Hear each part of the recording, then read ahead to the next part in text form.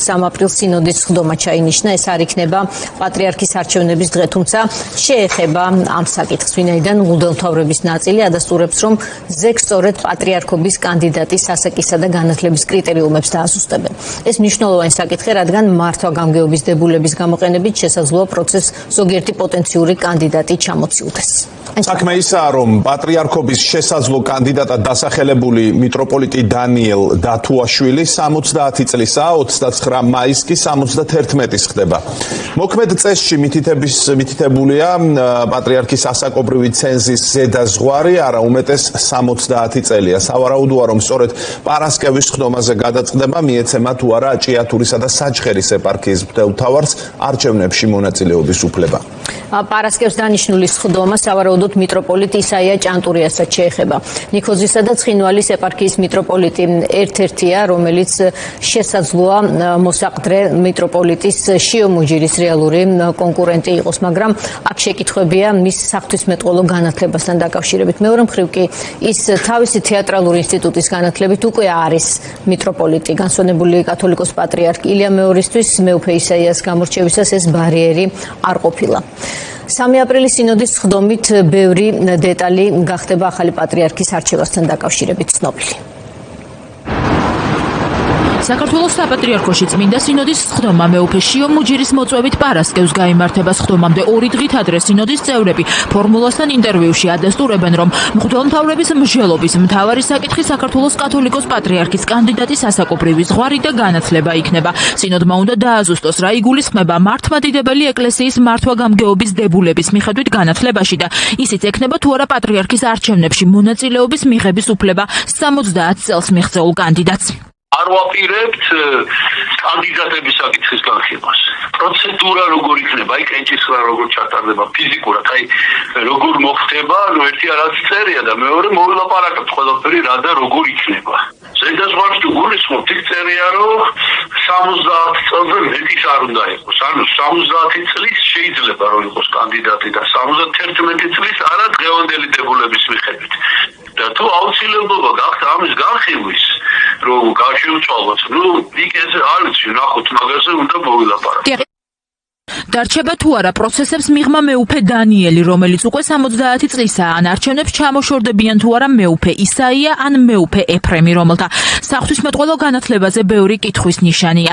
ეს სინოდის სხდომის დასრულების შემდგომ გაერკვევა. მანამდე კი სინოდის წევრები ჩვენთან საუბარში არ გამორიცხავენ, რომ შესაძლოა ეკლესიის მოქმედი დებულება ისე შეიცვალოს, რომ რამდენიმე მიტროპოლიტის საარჩევნო პროცესს ჩამოშორდეს.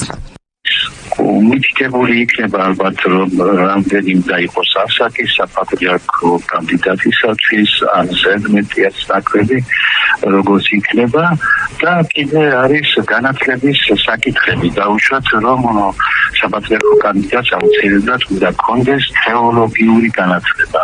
შესაძლოა მოკლედ ამ პროცესებს გამოეთიშოს ან მეუფე ისაია, ან მეუფე დანიელი ასაკის და განათლების გათვალისწინებით. შეიძლება გამოეთიშოს, შეიძლება დაუშვან.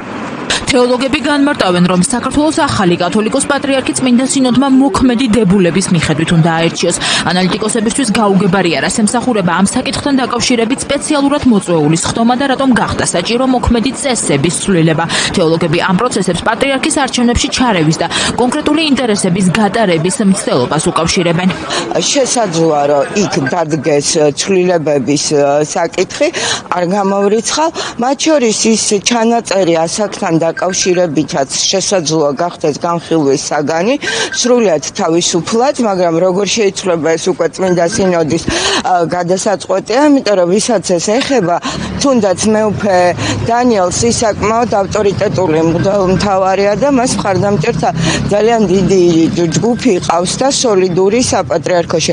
შეიძლებიან ეპისკოპოსები იმის გამო, რომ ამ დებულებაში რაღაც ცვლილებები შეიტანონ, ეს არის არასწორი, იმიტომ რომ უკვე მოქმედი დებულება გარდაიცვალა პატრიარქი და არჩევნები უნდა ჩატარდეს ამ მოცემულობით. ინტერესები აქვს, სასახად ინტერესებია რუსეთმა უკვე ისროლა ბომბი და იმდენად თავხედები არიან რუსები, რომ უკვე ესე სასახად და აშკარად აფათურებენ ხელებს საქართველოს ეკლესიის შიდა საქმეებში. ანალიტიკოსები არც იმას გამორიცხავენ, რომ არსებული წესების შეცვლა გამიზნულად ხდება, რადგან კონკრეტულ კანდიდატებს არჩევნების პროცესში მონაწილეობის უფლება შეეზღუდოთ, თუმცა მათივე შეფასებით პროცესების ამგვარი განვითარება მღვდელ მთავრებზე და საპატრიარქოს მუშაობაზე ნეგატიურად აისახება.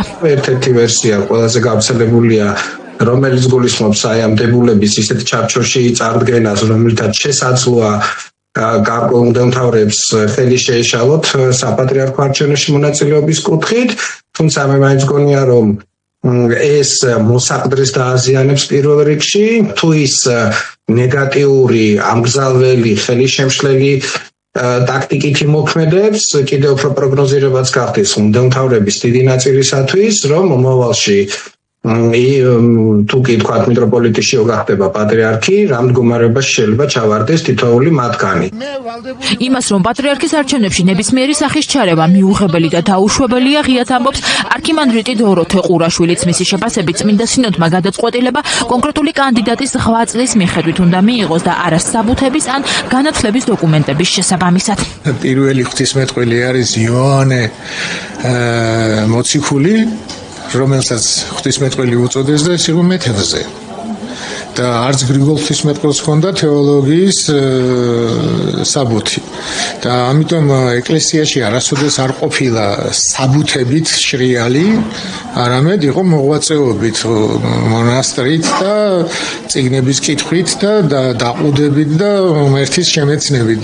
წმინდა სინოდის შეკრებამდე სოციალურ ქსელში პატრიარქის არჩევნებთან დაკავშირებით ინფორმაცია რელიგიის ექსპერტთა ასოციაციის თავმჯდომარემ გაავრცელა. ზვიად საბაძის თქმით, მეუფეშიო და მისი მომხრე ეპისკოპოსები დებულების შეცვლას პატრიარქის თანამოსაყდრის სასარგებლოდ აპირებენ. მისივე თქმით, ამის დამადასტურებელი ანონიმური შეტყობინება მან სიგნალზე მიიღო. ანონიმური წყარო ითხოვინებოდა, რომ 3 აპრილის ნაჩხარ სინოდზე მოხდება სულიერი გარდნილების აქტი.